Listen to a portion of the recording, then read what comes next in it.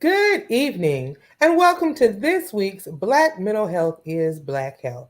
I'm your host, Bronwyn Lucas, Miss B for short, and we have several exciting women tonight who are going to talk about Black women's stuff. What does that stuff represent? You're going to find out in just a minute. But before we get started and before I have them introduce themselves, we're going to do our breathing. If it's the first time you've ever watched us, we start the show with some deep breathing. Why? Because by the end of the day, you probably need a moment to just decompress. And it will show you that at any given time, you can just do some deep breathing and feel a little better. So let's give it a try. And here's how we're going to do it. When I say breathe in, you're going to do it slowly, and I'm going to count to four, and that's how slowly you're going to breathe in. Then I'll say breathe out, and I'll count to four, very slow, and you'll breathe out very slow. So put your hands lightly on your stomach because you're going to breathe in so deeply, you're going to feel your stomach expand. You're not going to breathe in just to your chest. This is a real deep breath. So let's practice it. Breathe in, two, three, four, out. Two, three, four. In, two, three, four. Out. Two, three, four. In, two, three, four. Hold. Two, three, four. Out. Two, three, four. That's just our moment of zen, our moment of peace. How was that moment of breathing for you, ladies? Good. It Good. felt amazing. All right. And that's something you can do. Let's say you're driving in traffic and you don't want to be the angry driver. You might need a moment. You can just breathe. Somebody gets on your nerve. Just take a few deep breaths. It cleanses your mind. It allows you to just have that woo-saw moment. Well, tonight's topic is um, Black women stuff. And what is stuff? Stuff stands for we are strong, tough, unique, fearful, and fearless. Yeah, both fearful and fearless. We're gonna figure out how does that work? Because that is what we are. That is who we are. So tonight we are joined by several ladies, and I'll just call them how they are on the screen. So I want you to tell us your name, something cool about yourself, and I'll leave it at that. So Anaya, who you are, what you're doing in life, all that good stuff. Okay, so I'll just do my college greeting. So greetings. I'm Anaya Anderson Cooper, a third year pre physical therapy scholar, hailing from Houston, Texas, by way of Dubai, and I attend the Florida Agricultural Mechanical University, and I'm minoring in military science. That's a little bit about me, and one cool thing about me is I have over 100 stamps in my passport. That is unique. That is cool. You'll have to tell us about that. Erica, My name is Erica Copeland Malone, and I work for the state of Wisconsin Child Welfare Program, where I write curriculum for adoptive, foster, and relative parents across the state. And one cool thing about me is that I am willing to learn and do almost anything. I'm down for an adventure. cool. Amber, Hello, my name is Amber Morris, and I work for the state of Texas. Um, Nothing extravagant, but I work for the state, so that's amazing. Okay, but something cool about me is I never meet a stranger. that is true. Yes. And Tony. Well, good evening. My name is Dr. Tony Renee Henson, and I say that with great pride because the cool thing about me is just a few days ago, on December 18th, I completed my doctoral degree in education. And on that very same day, my third grandson was born. Very same day. Wrong day. May. It was May, just a few days ago. I was The baby is thinking 3 weeks old. December. Good thing I have listeners. Like, I don't think it was December. It was May. So that's my cool fact. Awesome. And that is a cool fact. That was a very special day.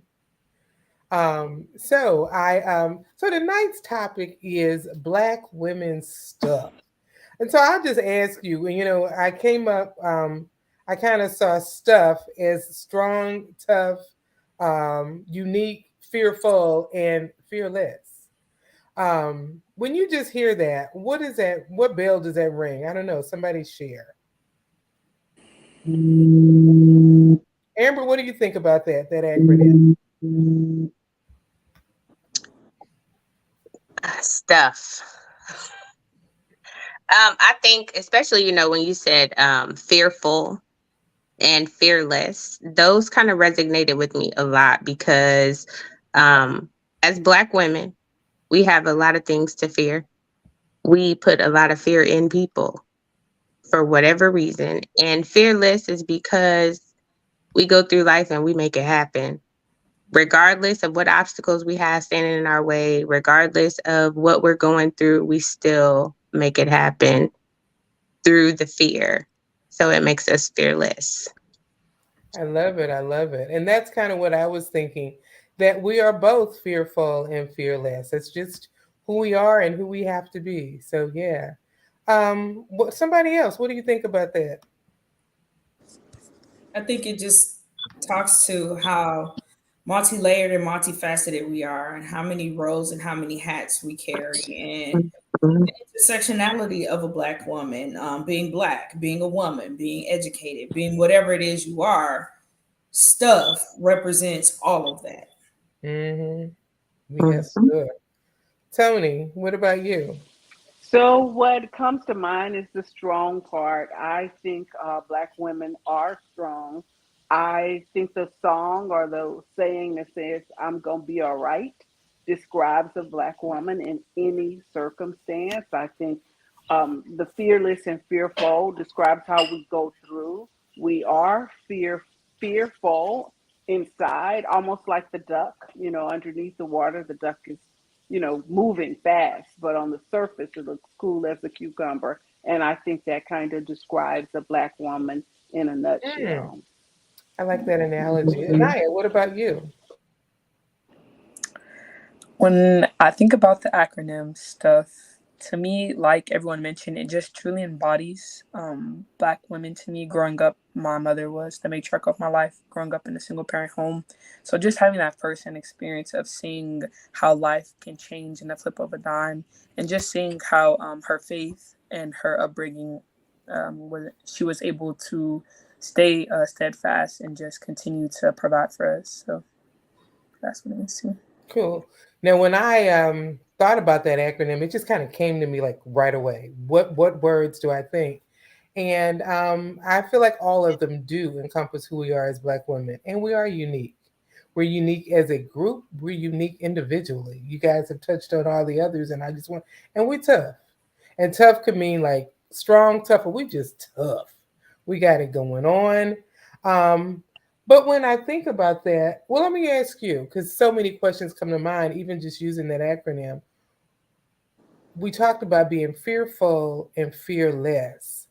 What are your fears? Do you have any fears? Erica, you got any fears? I definitely do. Um, my biggest fear is not being able to support my family. And by family, I mean my children and husband, but I also mean my parents, because that'll be what's next, a part of what's next for me. And just being able to take care of everyone's needs and put all the pieces in place and making sure that everybody is good. And that's one of the things that I'm fearful of, not being able to do that, especially at the level that I've been able to do it up to this point. Mm-hmm. What about you, Anaya? At your age, are there any fears you have? Yes, as a college student, I'm fearful of disappointing my family while I'm away at school in another state. Um, I'm also fearful of the future. A lot of times, jobs aren't guaranteed upon graduation after you walk the stage. And even though I'm going to the Army as an officer when I graduate, I'm fearful of what comes with that. I know we've all heard the rumors about the things that happen to women in the armed services. So just fearful of the future and the present as well. Mm. Um, Tony. So for me, the next stage is retirement, and what retirement brings is fearful. I don't know, I don't know. So that stage of life, that next stage, brings a set of fear. Mm. Amber, what about you? My fear is being a mother, a single mother to a little Black boy, and all the things that go along with that. Having to explain to him, you can't wear your hoodie in public, or you can't move too fast, or you can't look suspect, and even with him being young, that's still my fear, because what's too young to talk to your kids about the brutality that Black people as a race face? What's too young to explain to them that not all police are good? And when I hear your fears, all different, but there's some commonalities. And one thing I hear about family, even Tony, you talked about retirement, but when you retire, it impacts the family.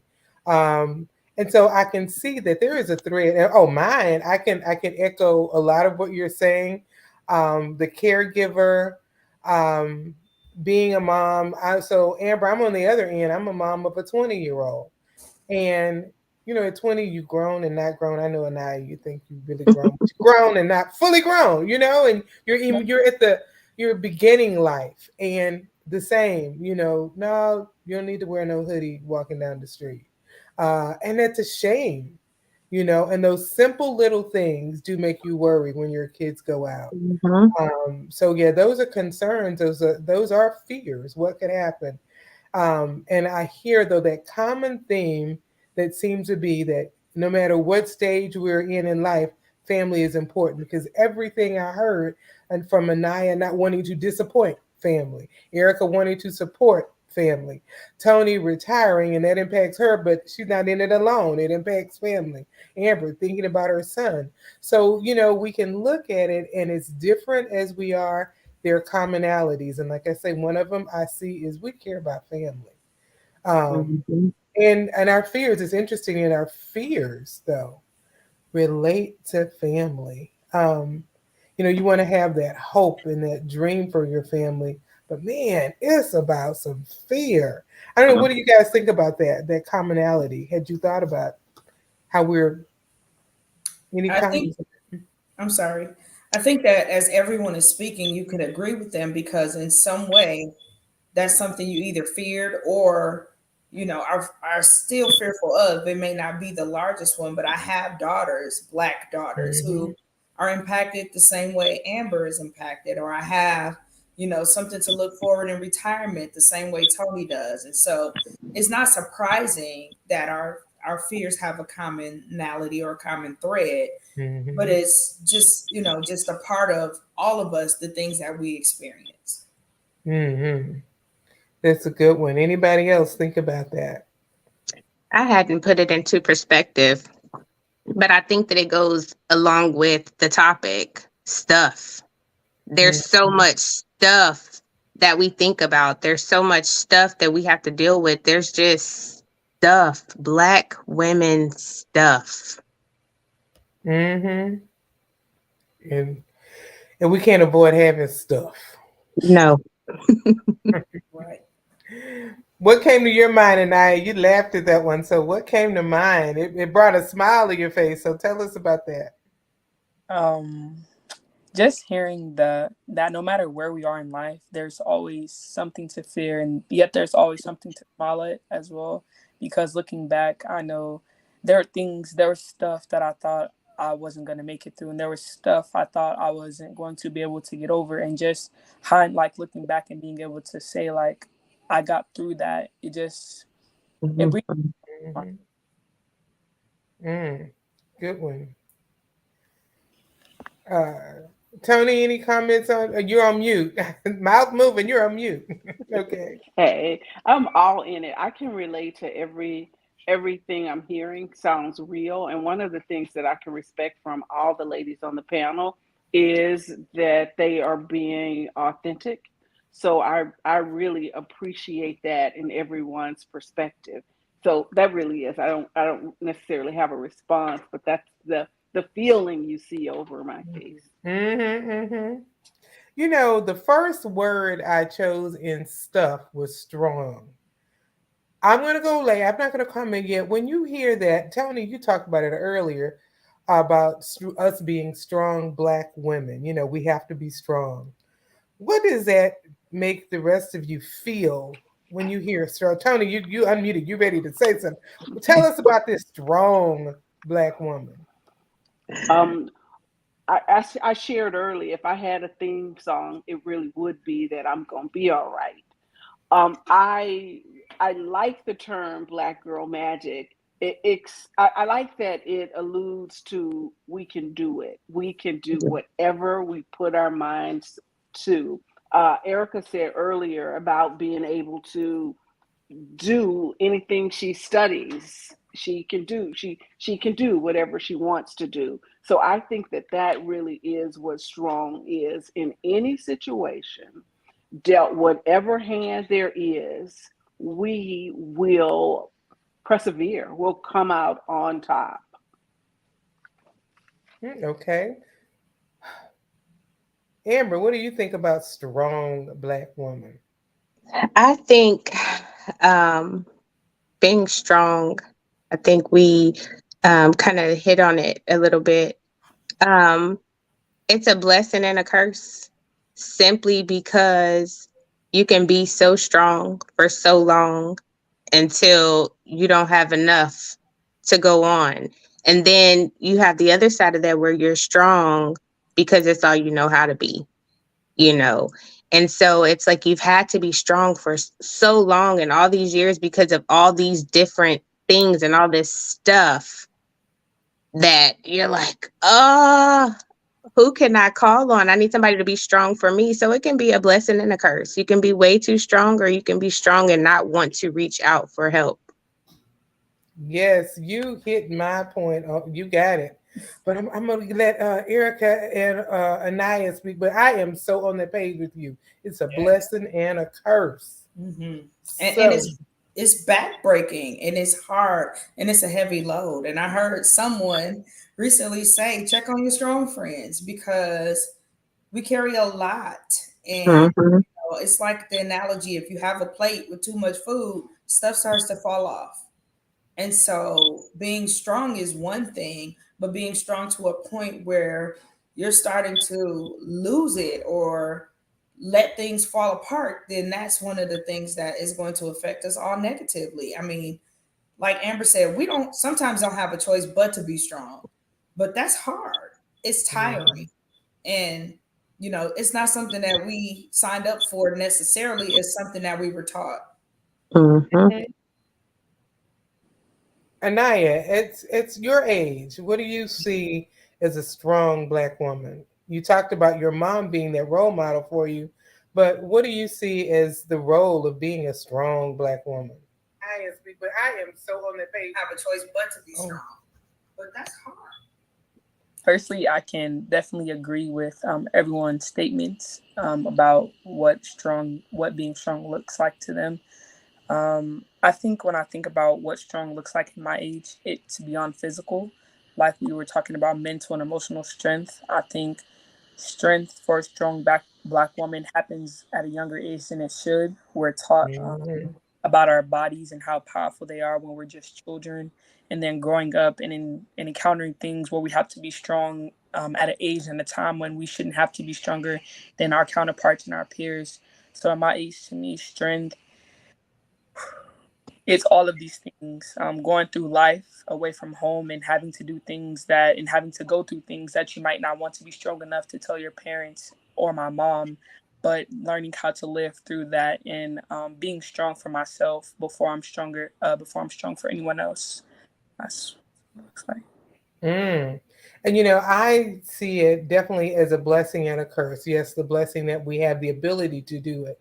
But like you all hit on, the other side to that is we are viewed as this strong, being. And in that, we don't get to be vulnerable. Hmm. And we're not even vulnerable with ourselves, with each other, because we're so busy being strong. And that's not necessarily a good thing. Even in the medical profession, and study after study talks about this, how Black women are treated differently. Because, oh, yeah, we can handle pain differently.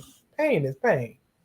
Mhm. And it really didn't know any color. But medicine prescribed differently, just treated differently at the doctor because of your color. So that's part of the negative side to that strength.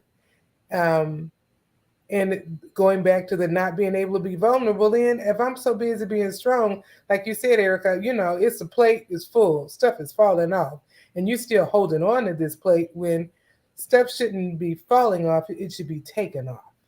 We take on too much. And even thinking about the fears that we talked about, we're taking on those fears um, because we're strong.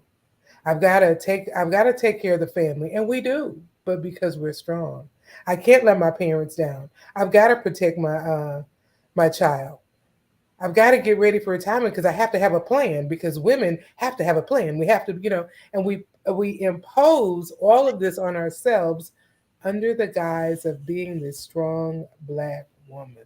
Sometimes we need to take that. I call that S on your chest is really the silly woman, because we're silly to think we can be the solo woman and do it all. And sometimes that strong Black woman doesn't allow us to ask for help. I don't know. So, What do you bro, guys think? I think our parents didn't necessarily have outlets.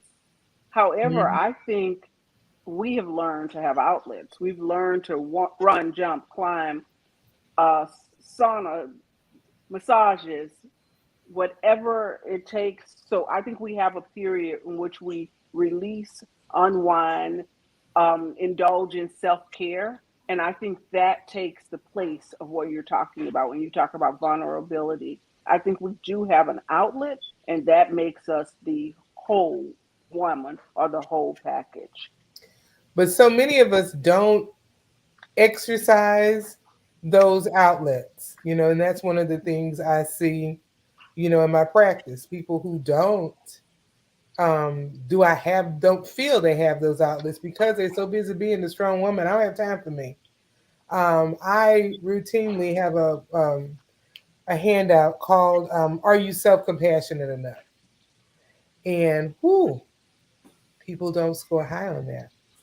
And what it's looking at is basically self care from a self compassion, point of view. And so often we forget we can take care of ourselves.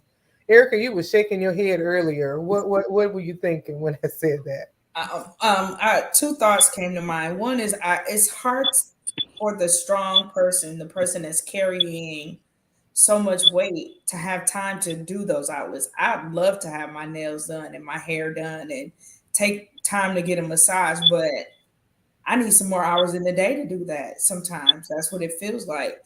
And I also think that, there are so many expectations above and beyond strong. We have to be strong.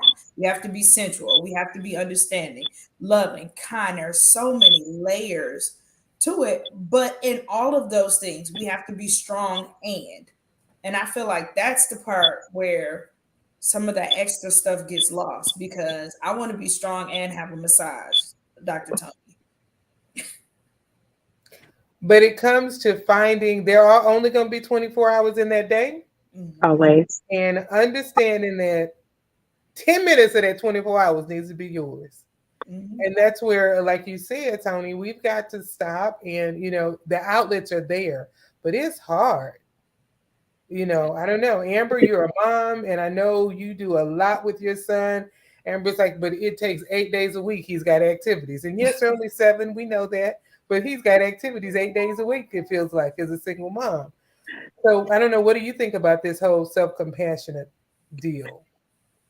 I think a lot of times we don't give ourselves enough grace. I don't think that we appreciate where we are. I don't think that we take the time to acknowledge that, you know what, today I did a good job. Even if that meant, you didn't do much of anything. Today I did a good job, because sometimes you do need that self-care day where you do absolutely nothing. When my son is 7, so he's active, I keep him active so that his mind will stay focused on the positive and not the negatives of the world. So he's super active during the week. And I'm super drained because I just want to come home and rest.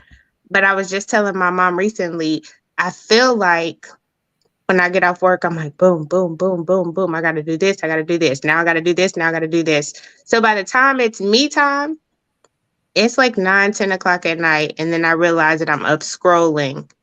And I've spent the last hour just scrolling, just trying to find my me time, because that time is important. Because I heard someone say just yesterday, I have to pour into myself in order for me to be able to pour into someone else. I have to make sure that I'm full so that I'm able to share that with someone else. And I need to always feel like that. So that's just how I feel about it. As a college student, do you have me time? Because if you start now, maybe by the time you're the age of everybody else here, you'll have it down to a science. But do you? I can say that definitely this year, especially this semester, I definitely struggled a lot with me time. One of the hardest things I'm still learning how to do is saying no. And I think, as simple as that may sound, some of my friends, they can say no in a heartbeat. But for me, I grew up watching my mom give to so many people. I grew up watching my family always be there. So it wasn't in my vocabulary for a long time, and it wasn't until I got to college and I'm like, I'm a student, I'm a part-time soldier, I had a job, so just realizing I have all this stuff on my plate, and it's like at the end of the day, how Miss Amber was saying, when she gets home and she's like, where's my me time, but finding the energy to have me time. And that sounds crazy to me because it should be your time. It should be, you should know how to spoil yourself. You know yourself because you are yourself. But having no energy, no more mental. I learned that it's not just physical. Like, it's not just spending money on yourself. It's learning myself, going on dates with myself, and it's like I don't even have time in my 24 hours to learn more about myself because I'm always catering to someone else and hearing their trauma and trying to work through their problem. And it's like, well, who's gonna hear my stuff? Who's gonna help me carry my stuff and work through my stuff? I'm trying to learn how to find the self in me time, but it's a hard lesson to learn, even at my age. And the sad thing is, younger and younger, and we can see across generations, we're not taking that me time. And at 20, it's time to learn to do it so it becomes a habit.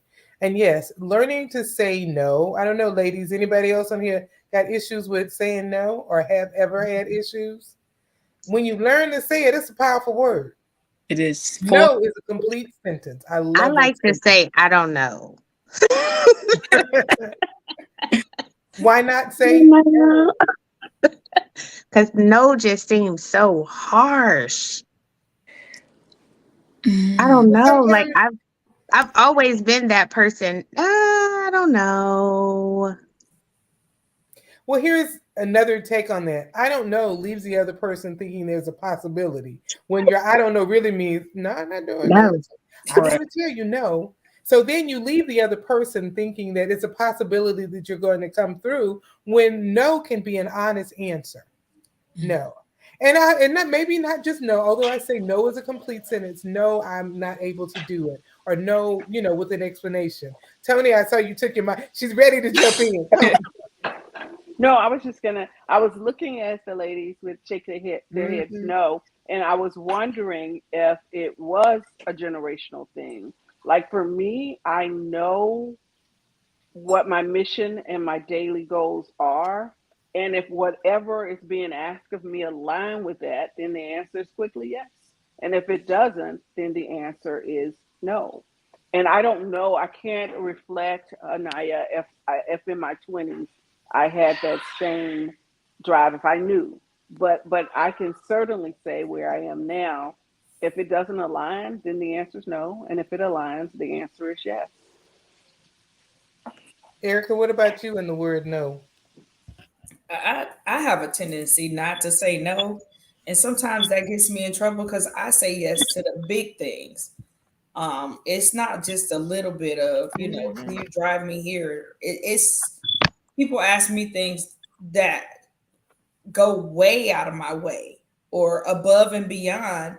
And I'm getting used to the word no, but it's baby steps. And I started where Anaya was when I was in college, just saying yes and trying to be a people pleaser. Now I've learned I don't have enough in me to please every person, but I'm still working on saying no. And it can be a difficult one. Mhm. Someone commented, no is not a negative response. And I agree. No is an honest response. And Mhm. when we're able to say, no, I can't do that. I'm not able to do it. Either I don't have the time. You're honoring yourself, and you are, that goes back to that myth of the strong black woman because we're so strong, we can do everything. No, you can't. That's why I say that S on the chest is that strong. It's silly because you cannot do it all. And to No. say no is just an honest answer to what's going on. So it's like, no, don't think so. Not today.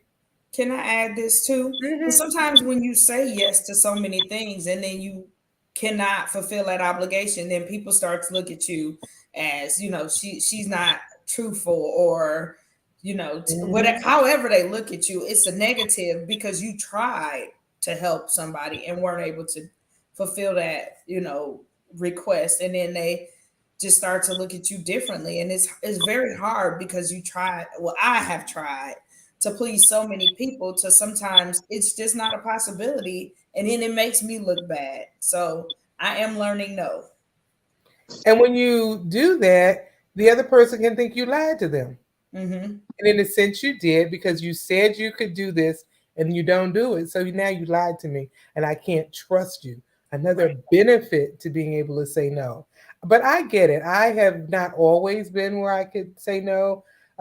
In younger years, and you get old, it's like, they're 24 hours in a day.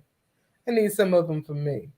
And I always remind people that, there's that whole, if you've ever been on a plane, what do they say when you get ready to fly? If the air mask comes down, whose face do you put it on first? Yours. Yourself. Why? Why do you put it on your own first? So you can help save whoever's next. Thank you. Because if you aren't safe, you can't take care of the person you're going to take care and you need to take care of. So you have Mhm. to take care of yourself first. You take care of you, then you're better able to take care of other people. And that's what sometimes is no. Is no. Just no. It's a complete sentence. It's not a negative response. It's an honest response. And you also, one other thing about no, when you're busy saying yes to everything, there may be someone who's better qualified, better suited, and can get the job done better than you can. But you've already said yes. So you've taken that place and you're holding that place, and you're not the one who needs to be there. Mhm. So, yeah, I'm going to get off my soapbox about no. But as strong, tough, unique, fearful, fearless women, we got to learn that word no. Amber, not, I don't know, just no, no. Rowan, one thing I'd like to add about me saying no and hearing it when I ask a question, a Mhm. favor or a task, I actually respect people whose yes is yes and whose Mhm. no is no. When you tell me you're going to do it, I like to compartmentalize it as if it is done. Mhm. And if you if you're wishy-washy, then you don't get to that level. And to be honest, I don't trust people who don't follow through on what they say. Mhm. And that kind of goes with what Erica was saying. They look at you different. Yeah, I don't trust you. Like I I said, I'll be can't harsh. trust you. You lied to me, is what it was, because you said you're going to do it, you didn't. So, yeah, Yeah. I'm not feeling you. Anaya, what were you? It looks like you're going to say something. I was just gonna ask if I can add this. I think a part of the reason that it's so hard for people to say no is because a lot of the time it's not strangers, it's people that we love and we Oh, trust, yeah. our members who ask us to do things that may make us go out of our way. So, and then that becomes hard for us to say no. And I was reading this quote the other day, and it was along the lines of allow people to reintroduce themselves to you, whether that be friends or family. And that kind of hit home for me because a lot of the times people are so used to you giving so much of yourself. Mhm. And when you try and implement these boundaries, it's harder for them to, if they love you, it will be easy for them. But those who kind of took advantage of that side of you, it'll be harder for them to respect and appreciate those boundaries for your own self growth. Mhm. I agree with that, Anaya. I do, because I think that that's something that I struggled with for a very long time, with setting boundaries for people. I would just, yeah, no problem. Yeah, Easy. sure. But because I didn't have boundaries for certain people, I felt like my no would be like, well, why not? And then if I say no and that's just the end of that sentence, then I feel like there's some type of animosity, and I don't need that. That's extra stuff that I don't want to have to deal with. I would just rather be like, I don't know. You know what I mean? I know it sounds crazy, but No, I get it. I would rather say I don't know, and then you ask me again, and then I'll be like, probably not. I'm never going to leave you hanging. I mean, I'm going to eventually give you an answer, but my no flat out the door. And yeah, and it's go on, Tony. No, I was just going to say, when I really can't, won't, don't, people in my circle, my friends, my family, I explain the follow on so that it's not like I can't because I don't want to, because so that they understand. And I think it really is an age thing. If they don't understand, I'm not going to get wrapped up in the drama, because I really have to make a decision and a plan in which I can follow and support. And I think a lot of it, you guys mentioned, were boundaries.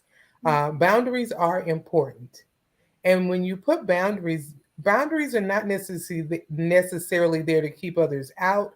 Boundaries are there to protect you. Mhm. Boundaries are there to build you up. We think of it as a wall and keeping people out. No, think of it as a protection. And when you have the proper boundary, and if somebody can't deal with your boundary, peace.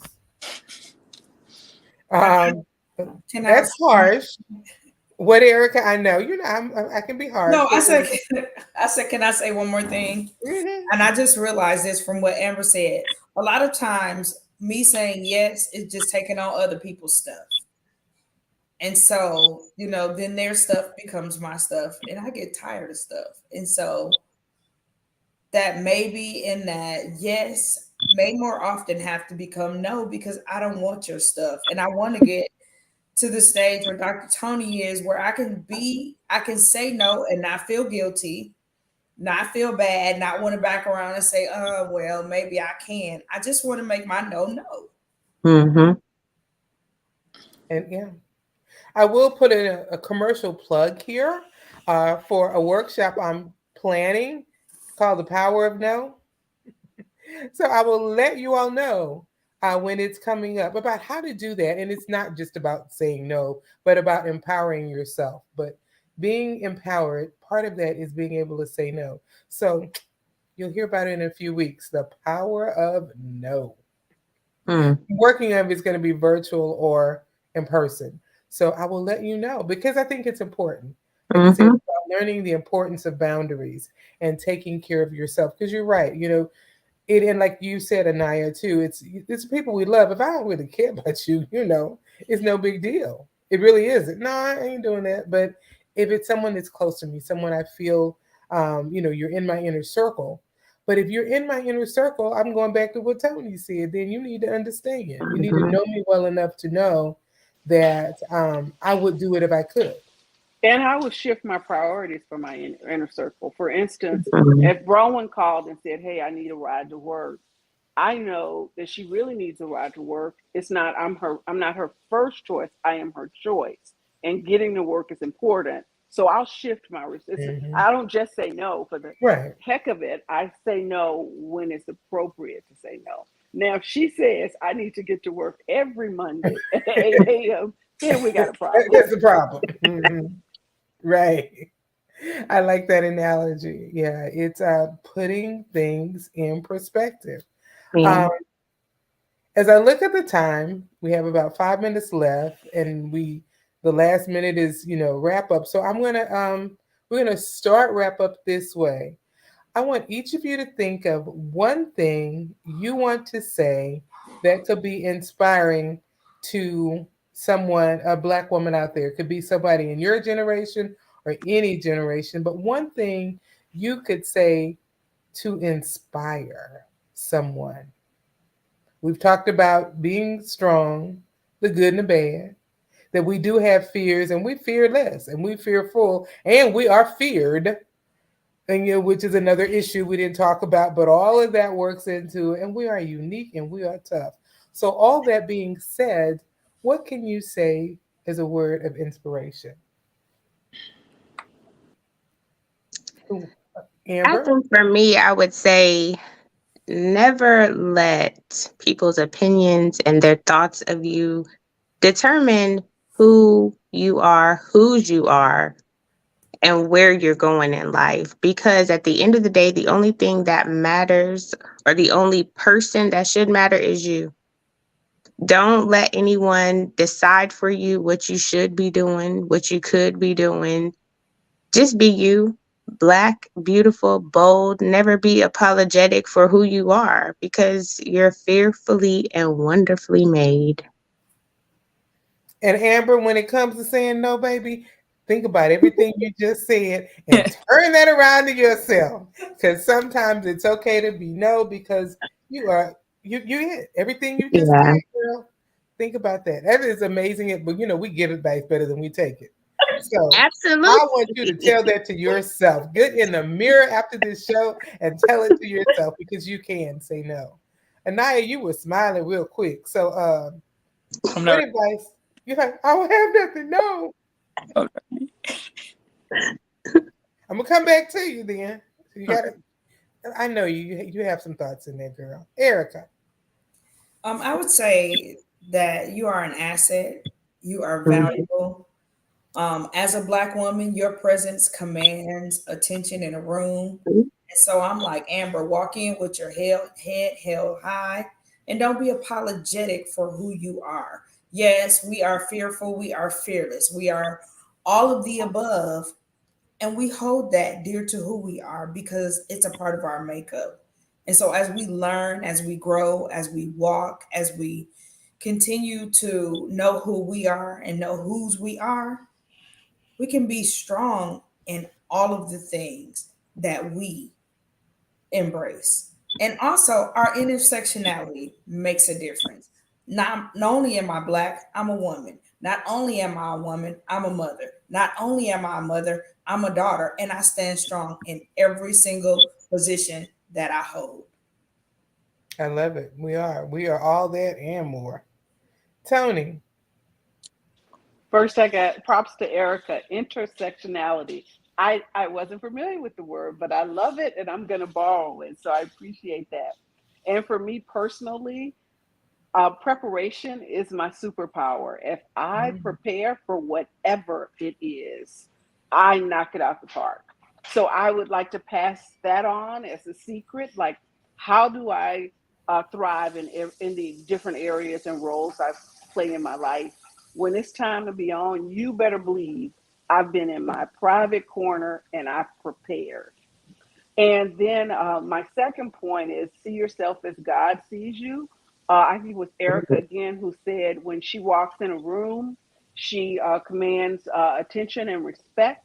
God, that is how God sees you. So Mhm. remember that. I'm afraid to go in and ask for whatever it is. Just know that your presence already sets the tone and the stage, and walk in it because that is how God sees you. And then again, I think just to steal from Anaya, we are fearfully and wonderfully made. So just own it. Mhm. And I will add, there is an adage: proper preparation prevents poor performance. And you think about being prepared, and it's true. It's a tongue twister, but it's so true. And the more prepared we are, the calmer we can be, and the more we can get done. Anaya. Okay, I'm ready. A message I would like to leave would be to not be afraid to ask for help, kind of how what we were speaking about earlier. I know at times we have to be the woman in the poster holding up our fist, too strong and resilient and ready to overcome any and all things. But in that strength, be strong in your saying no. Take time for yourself. Even though I know some of you are mothers and we have our relatives and people who are in our inner circle who want things from us, but like we mentioned, they should understand us having to say no and having power in that no and standing on our stance for saying no and not going back on our word. And I think we owe it to ourselves as Black women to protect our peace, just protect Mm.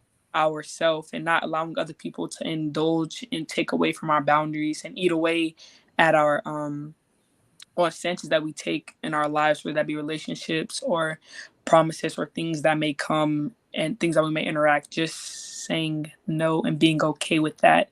And being okay with saying, I am not okay with doing this. I am not okay after this happened. And taking the proper steps to heal and talk, however that healing may look for you, to just take the proper time to take care of yourself. Awesome. I love it. And I'm going to tell you too, listen to what you said about no, turn it around to yourself as well.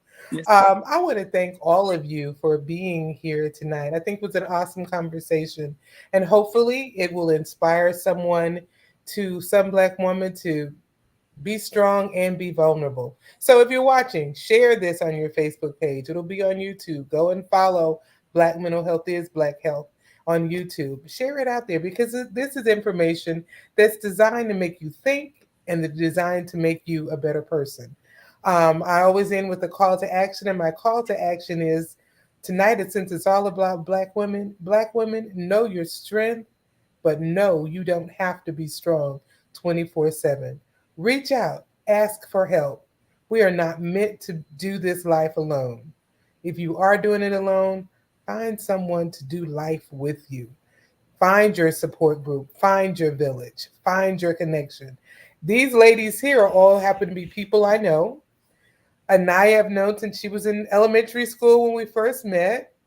Tony I've known all her life because she's my cousin. Erica and Amber, we attend church together and we're in a ministry together. So they're all part of my village. These are people, I called and said, hey, I'm doing this show. I want you on it because. So you develop that. So I want to thank you for listening today, and thank you once again, ladies. And I'm Bronwyn Lucas, the caring counselor, here to help you become a better you. If you're in need of some help, mental health help, give me a call. I may not be the therapist for you, but I'll help you find one who is. And I will see you next week. Thanks again, ladies. Thank you, Bronwyn. Thank you.